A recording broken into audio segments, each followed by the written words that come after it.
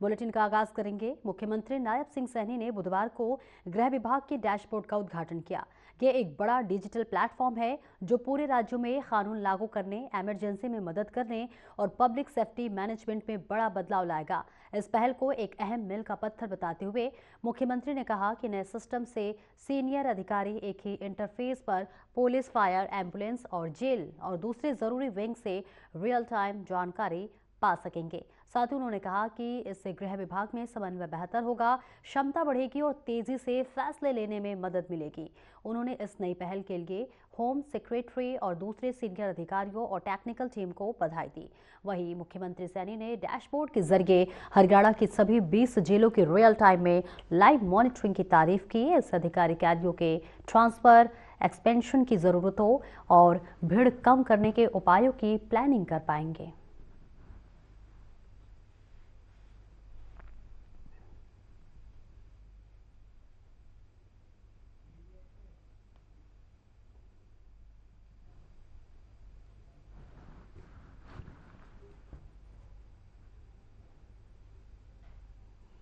मुख्यमंत्री नायब सिंह सैनी की अध्यक्षता में बुधवार को state board for wild life की 8वीं बैठक आयोजित हुई, जहां पर इस दौरान बैठक में राज्य के वाइल्ड लाइफ संरक्षण को सुदृढ़ करने और सुरक्षा उपायों को बढ़ाने से जुड़े कई महत्वपूर्ण प्रस्तावों को मंजूरी दी गई।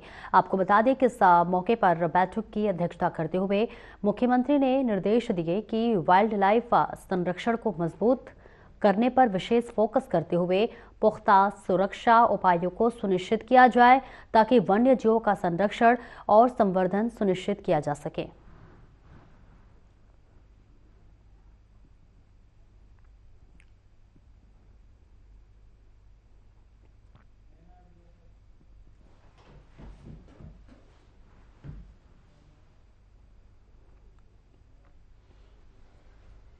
और आगे बढ़ेंगे। मुख्यमंत्री नायब सिंह सैनी ने बुधवार को सहकारिता विभाग की बजट घोषणाओं की प्रगति की समीक्षा बैठक की अध्यक्षता की, जहां इस दौरान मुख्यमंत्री ने कहा कि दुग्ध उत्पादक प्रोत्साहन योजना के तहत सोसाइटियों को प्रोत्साहन राशि का भुगतान शीघ्र करने की व्यवस्था सुनिश्चित की जाए।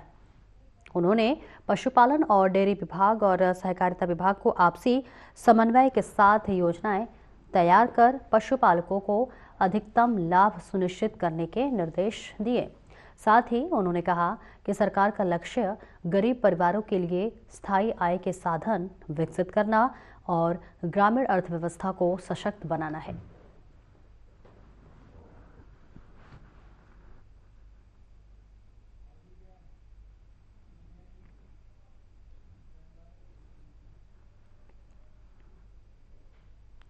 और हरियाणा सरकार ने लाडो लक्ष्मी योजना की दूसरी किस्त जारी की है, जिसमें 7 लाख से अधिक महिलाओं को आर्थिक सहायता प्रदान की गई है। आपको बता दें कि मुख्यमंत्री नायब सिंह सैनी ने राशि जारी करते हुए बताया कि 25 सितंबर को इस योजना के ऐप की शुरुआत की गई थी और अब तक 9,592 महिलाओं ने आवेदन किया है, जिनमें से 7 लाख महिलाएं पात्र पाई गई हैं। तो वहीं इस योजना के तहत महिलाओं को हर 3 महीने में एक बार सहायता राशि दी जाएगी।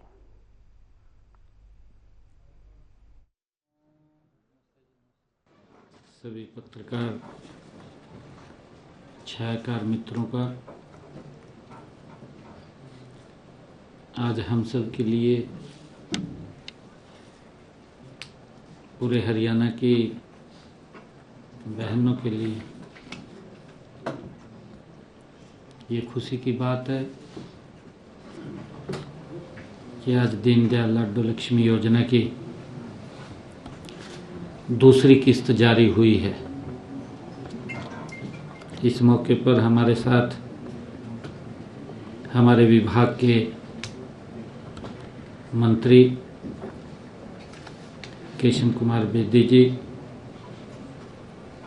और हमारी सेवा विभाग की एसीएस जी अनुपमा जी, पांडुरंग जी, उपस्थित सभी पत्रकार एवं छायाकार मित्रों, जैसा कि मैंने अभी बताया भी है कि आज हमने दीनदयाल लाडो लक्ष्मी योजना उसकी दूसरी किस्त जारी की है। मुझे खुशी है कि इस योजना के तहत आज 7,01,965 हमारी लाभार्थी बहनों के खातों में आज लाडो लक्ष्मी पहुंची है, उनके खातों में राशि डाली गई है। हमने गत 25 सितंबर को आप सब के बीच में बैठ करके दीनदयाल लाडो लक्ष्मी योजना ऐप का शुभारंभ किया था। पंडित दीनदयाल जी उपाध्याय जी की जन्म जयंती, उनके 109वें जन्म दिवस के अवसर पर हमने उनके खाते में 2100 रुपये डालने का काम वो किया था। साथियों, यह इस ऐप पर 30 नवंबर तक, जो अभी ये 30 नवंबर गया है, इस 30 नवंबर तक 9,592 महिलाओं ने आवेदन किया है। इनमें से 7,01,965 महिलाएं पात्र पाई गई हैं। इनमें से 5,58,346 महिलाओं ने अपना आधार KYC पूरा किया है,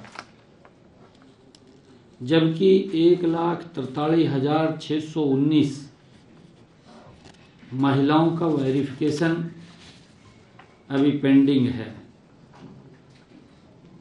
जिन बहनों का आधार KYC का अंतिम चरण अभी भी बकाया है, उनमें उन बहनों से मेरा ये निवेदन है, आग्रह है कि आप भी इसको जल्द से जल्द पूरा कर लें। आप जैसे ही यह प्रोसेस पूरा करेंगे, आपको भी इस योजना का लाभ मिलना शुरू हो जाएगा। साथियों, आप जानते हैं कि इस योजना का लाभ, जैसा मैंने पीछे बताया भी था, कि 23 वर्ष या इससे अधिक आयु की महिलाएं इस योजना के साथ जुड़ सकती हैं, लाभ ले सकती हैं, जिनके परिवार की वार्षिक आय 1 लाख रुपए से कम है।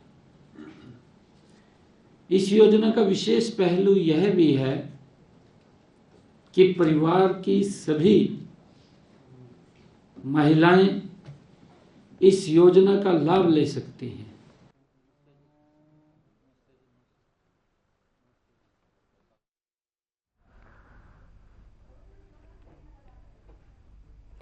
और आगे बढ़ेंगे। चंडीगढ़ में इंडियन नेशनल लोकदल के प्रतिनिधिमंडल ने हरियाणा के राज्यपाल असीम घोष से मुलाकात कर प्रदेश के कई गंभीर मुद्दों पर अपना पक्ष रखा।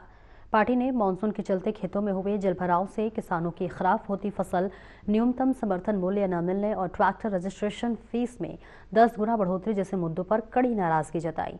साथ ही 2 बास्केटबॉल खिलाड़ियों की प्रैक्टिस के दौरान हुई मौत पर कठोर कार्रवाई, परिजनों को सरकारी नौकरी और 1-1 करोड़ रुपए मुआवजा देने की मांग भी राज्यपाल को सौंपे गए ज्ञापन में शामिल रही। हम महामहिम से 5 इश्यूज के ऊपर चर्चा करके आए हैं। एक तो जल भराव में, जो आज भी हरियाणा में 12 डिस्ट्रिक्ट इफेक्टेड हैं, जहां आज भी खेतों में पानी खड़ा है, किसान अगली फसल भी नहीं बो सकता, उनको ना कोई मुआवजा और ना ही कोई आश्वासन पानी निकालने का, और ना ही कोई अगली फसल में उनको कंपनसेट करने की बात कही। उसके लिए हमने रिक्वेस्ट करी कि आप सरकार से इस बारे में बात करो और किसान को कंपनसेट करवाओ। पंजाब की सरकार ने किया है, हमें भी करना चाहिए।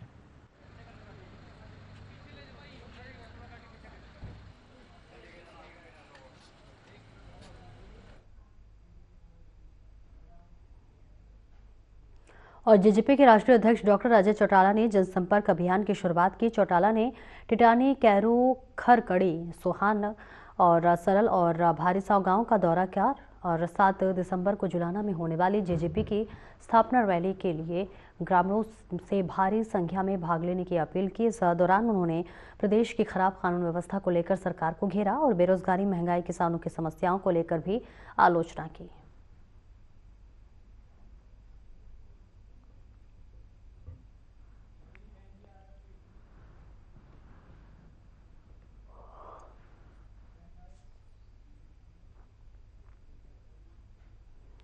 और पानीपत के नौलथा गांव में सोमवार 1 दिसंबर को हुई 6 वर्षीय बच्चे की विधि की हत्या की ब्लाइंड वारदात का पुलिस ने महज 36 घंटे में पर्दाफाश कर साइको किलर आरोपी महिला को गिरफ्तार किया। साइको किलर आरोपी महिला की पहचान सोनीपत के गांव भावड़ निवासी पूनम पत्नी नवीन के रूप में हुई है। आरोपी पूनम रिश्ते में विधि की चाची लगती है। आरोपी पूनम के पति नवीन और मृतक विधि के पिता संदीप चचेरे भाई हैं।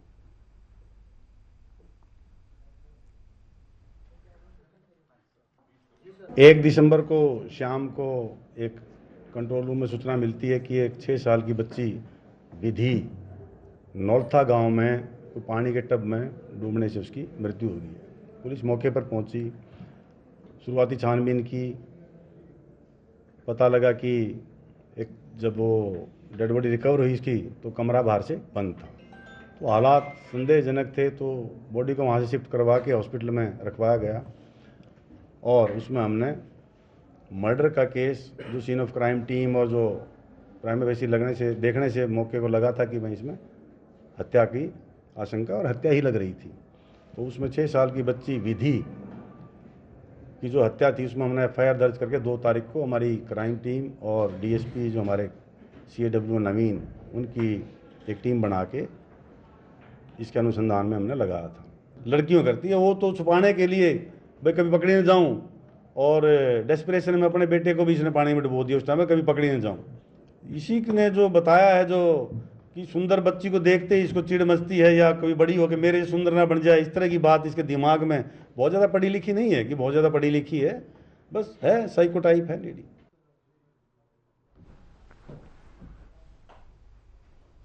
और जिला सचिवालय की दोनों लिफ्ट पिछले 11 महीनों से खराब होने के कारण लोगों के लिए बड़ी परेशानी का कारण बनी हुई है। सचिवालय के दूसरे फ्लोर तक पहुंचने के लिए करीब 90 सीढ़ियां चढ़नी पड़ती है, जिससे बुजुर्गों, दिव्यांगों, हृदय रोगियों और ब्लाइंड लोगों को भारी दिक्कतें झेलनी पड़ रही हैं। स्थानीय लोग आज DC, SDM और CM विंडो तक शिकायतें कर चुके हैं, लेकिन समाधान नहीं मिला। दिशा बैठक के दौरान जब केंद्रीय राज्य मंत्री राव इंद्रजीत सिंह से पूछा गया तो उन्होंने इसे साधारण बताते हुए कहा कि सीढ़ियां चढ़ने से सेहत अच्छी रहती है। जिम्मेदार अधिकारी भी जवाब देने से बच रहे हैं।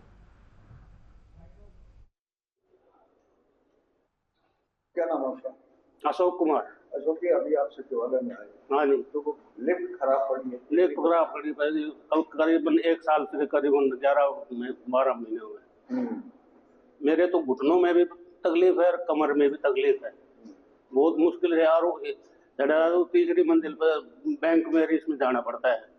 बैंक ऊपर बना है। हाँ, बैंक ट्रेजरी सब कुछ नहीं है। क्या अपील करेंगे? सभी अधिकारी, आला अधिकारी यही इसी बिल्डिंग में रहते हैं। हाँ, तो हम तो पहले भी एप्लीकेशन वगैरह तो दे रखे हैं, पर कोई सुनाई नहीं। अब क्या कहेंगे, क्या अपील करना चाहिए? अपील करना चाहेंगे कि अभी ठीक हो जाए। ऐसा है जी, यहाँ पे लिफ्ट करीब 10 से 12 महीने से खराब है और जो बुजुर्ग आते हैं उनको चढ़ने में बहुत परेशानी होती है। यहाँ पे पूरा डिपार्टमेंट बैठा है, पूरा एडिशनल डिपार्टमेंट बैठा है, हमारे यहाँ के DC बैठे हैं जो एक जिले के इंचार्ज होते हैं, और उनके रहते हुए यहाँ पे लिफ्ट ठीक नहीं हो रही, तो कितनी बड़ी विडम्बना है जी। बहुत बुरी बात है। क्या अपील करें? हम तो यही चाहेंगे कि जल्दी से जल्दी इन लिफ्ट को ठीक करवा जाए और बुजुर्गों को इस बारे में सहायता मिले। बैंक भी है, सब कुछ है जी, कम से कम 50 डिपार्टमेंट है यहाँ पे, हर गांव की जनता यहाँ पे आती है।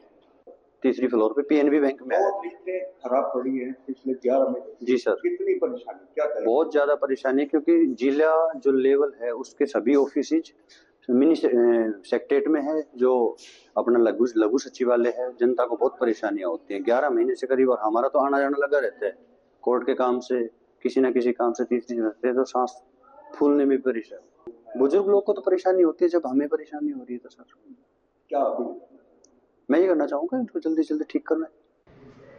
फोटो खींच के दिखाओ भैया। नारनौल नगर पालिका में 30 सफाई कर्मचारियों को कौशल रोजगार के तहत 3 महीने के लिए सरकार ने लिया था और 3 महीने पूरे होने पर सरकार ने उन सभी सफाई कर्मचारियों को हटा दिया। हटाए गए सफाई कर्मचारी लगातार समय बढ़ाने की सरकार से गुहार लगा रहे हैं और इसी कड़ी में कर्मचारियों ने धरना प्रदर्शन शुरू कर दिया। चौथे दिन धरना जारी रहा और हटाए गए 6 सफाई कर्मचारी भूख हड़ताल पर भी बैठ गए हैं। देखिए, जो नारनौल के जो सफाई कर्मचारी हैं, इनके साथ जो सरकार ने अन्याय किया है, इन लोगों को कौशल का झांसा देकर भर्ती किया गया, मगर 3 महीने के अंदर अंदर इनको घर पे बिठाने का काम किया गया है। हम सरकार और प्रशासन से मांग करते हैं, हमारी गरीब किसान मजदूर संघर्ष समिति ने लगातार इनको समर्थन दे रही है और जो भी ये आगे की कॉल देगी हम इनके साथ रहेंगे। हड़ताल का चौथा दिन है जी। हमारे जो 30 कर्मचारी कौशल का ध्यासा देके लगाए गए थे सफाई कर्मचारी, हमारे सफाई कर्मचारी के धोखा किया है। जो हमारे सफाई कर्मचारी प्राइवेट काम छोड़ कर 15-15, 20-20 हज़ार रुपया काम छोड़कर यहाँ कर कौशल का दिलासा देकर अधिकारियों ने यहाँ बुलाया था कि आज तुम्हारी लिस्ट लगी हुई है। इस सरकार ने हमारे साथ बहुत बड़ा धोखा गया है। यानी 30 आदमी के साथ धोखा नहीं है, 450 आदमी के साथ धोखा है। 450 आदमी की लिस्ट लगाई गई थी यहाँ भाई, कौन लगना चाहता कौन ना। अधिकारियों ने हमारे पास फोन कर करके हम घर से बुलाए थे। हमारे प्राइवेट धंधे भी छूट गए जी।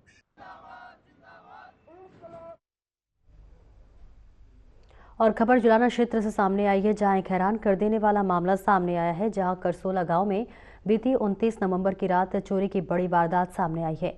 गांव की पंचायत के 2 झोटे अज्ञात चोरों द्वारा चोरी कर लिए गए। पंचायत ने आज कल बुधवार को इसकी शिकायत पुलिस को दी। गांव के सरपंच महेंद्र ने पुलिस को दी शिकायत में बताया कि पंचायत ने करीब 2 वर्ष पूर्व इन दोनों झोटों को लगभग 4 लाख रुपए की कीमत में खरीदा था। ग्राम पंचायती उपयोग के लिए पाले गए ये झोटे गांव की संपत्ति माने जाते थे। सरपंच ने बताया कि रात के समय चोरों ने सुनसान मौके का फायदा उठाते हुए दोनों झोटों को चोरी कर लिया और उन्हें गांव से बाहर कहीं ले गए।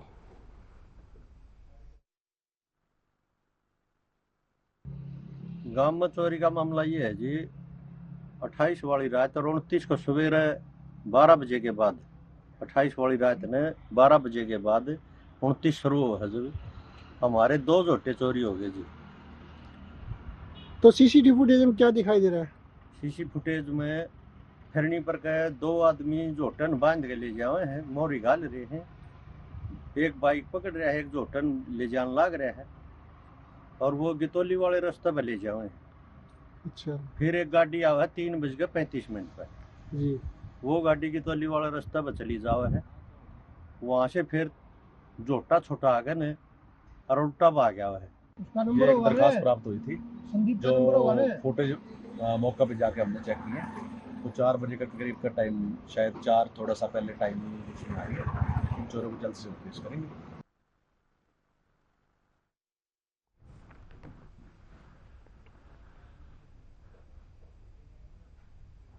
और आगे बढ़ेंगे, जहां बाडा में तहसीलदार की स्थायी नियुक्ति की मांग को लेकर अधिवक्ताओं का आंदोलन लगातार तीसरे दिन भी जारी है।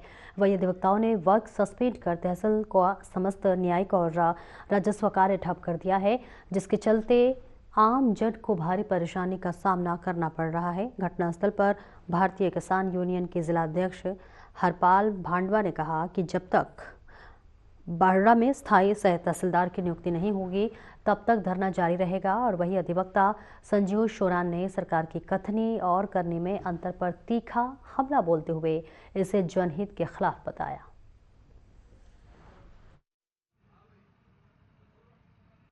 धरना पे बैठे हुए हमें 3-4 रोज हो चुके हैं और आज तक हमारी कोई सुनवाई नहीं हो रही। नए तो तहसीलदार परमानेंट आया हुआ है, नए नायब तहसीलदार आया हुआ है और आज तो एसडीएम भी नहीं है, वो भी छुट्टी पर गया हुआ है। लोग बड़े परेशान हैं जो पढ़ने वाले विद्यार्थी उनका न तो कोई जाति प्रमाण पत्र बनने है, न कोई डोमिसाइल बनने है, न कोई एफिडेविट कॉलेज में एडमिशन लेना हो, स्कूल में एडमिशन लेना हो, या कोई नौकरी के लिए भी एफिडेविट बनवाने के लिए आता है जो देना पड़ता है नौकरी के लिए, वो भी अटेस्ट नहीं हो रहा है। और किसान साथी हैं जो किसान क्रेडिट कार्ड बनवा रहे हैं, उनके एक एक महीने से रजिस्ट्री रुकी हुई है। कोई ज़मीन नाम करवाना चाहता है या मोल लेना चाहता है, उनकी भी लगभग 1-1.5 महीना हो चुका है, कोई रजिस्ट्री वगैरह कुछ नहीं हो रही है, न कोई इंतकाल दर्ज हो रहा है।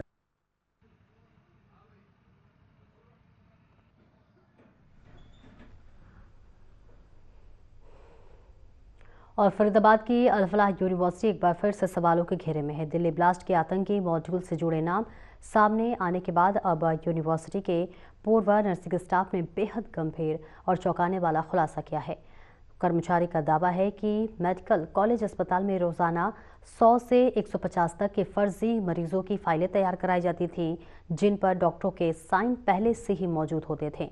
इतना ही नहीं, अस्पताल में रात के वक्त ड्यूटी करने वाले कश्मीरी मेडिकल स्टाफ और डॉक्टर अक्सर पाकिस्तान की तारीफ करते दिखते थे और कई बार पाकिस्तान जिंदाबाद के नारे भी लगाते थे। आरोप है कि इन फाइलों का इस्तेमाल गरीब मरीजों के इलाज के नाम पर फंडिंग जुटाने के लिए किया जाता था और जो कर्मचारी फाइलें बनाने से मना करता था उसकी सैलरी काट दी जाती थी। जी हां, इस बीच यूनिवर्सिटी में पढ़ रहे बच्चों के भविष्य को लेकर चिंतित 360 से ज़्यादा पेरेंट्स ने केंद्रीय मंत्रियों, हरियाणा सरकार और एनएमसी को पत्र भेजकर हाई लेवल कमेटी बनाने की मांग की है, जिससे छात्रों की पढ़ाई, इंटर्नशिप और रजिस्ट्रेशन पर कोई खतरा न आए। बढ़ती जांच और आरोपों के बीच स्टूडेंट्स डरे हुए हैं और अभिभावक लगातार सवाल उठा रहे कि आखिर उनके बच्चों का भविष्य क्या होगा। हाँ सर, मैं कहना चाहूँगा, अगर मेरे साथ कोई हादसा होता है या कोई दुर्घटना होती है, जब मैंने जो बोला हुआ है ये सच है, मेरे साथ ये घटना घटित हुई है यूनिवर्सिटी में, तब जाके मैंने मैनेजमेंट को छोड़ा है। और यहाँ के अगर होता है मेरे साथ कोई हादसा तो उसके रेस्पॉन्सिबल मैनेजमेंट होगा अल-फलाह यूनिवर्सिटी का, इसके लिए ये रेस्पॉन्सिबल होंगे। क्योंकि ये एक मैंने अपने स्टाफ के प्रति ये किया है कि अगर मेरे साथ में ऐसा हो रहा है तो बाकी स्टाफ के साथ क्या हो रहा होगा। ये बहुत बड़ा एक तरह से फ्रॉड होता है यहाँ स्टाफ के साथ। मैच तो सर मैंने देखा नहीं था, बाकी हंसी मजाक में ऐसा होता था। पाकिस्तान जिंदाबाद के लगते थे ना। हाँ, कि हमारा पाकिस्तान बेस्ट है। और फरीदाबाद के फतेहपुर रातागा में छात्रों का 2 गुट आपस में भिड़ गया, जिसका वीडियो जो है वो लगातार सोशल मीडिया पर वायरल हो रहा है। वीडियो में देखा जा सकता है कि छात्र आपस में जमकर मारपीट कर रहे हैं। बताया जा रहा है कि ये विवाद एक दूसरे को गाली देने को लेकर हुआ था। उसके बाद छात्रों में जमकर लात घूंसे चले। हालांकि बाद में पुलिस ने मौके पर पहुंचकर मामले को शांत कराया।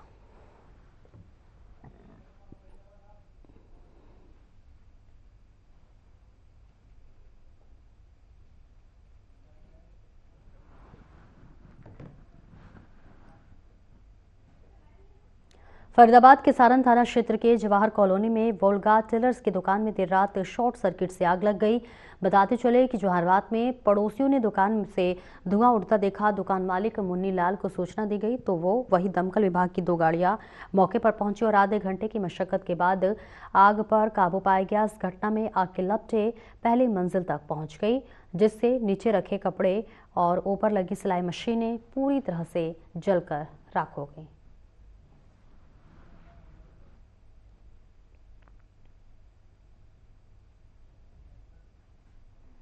फिलहाल इस बुलेटिन में इतना ही। नमस्कार।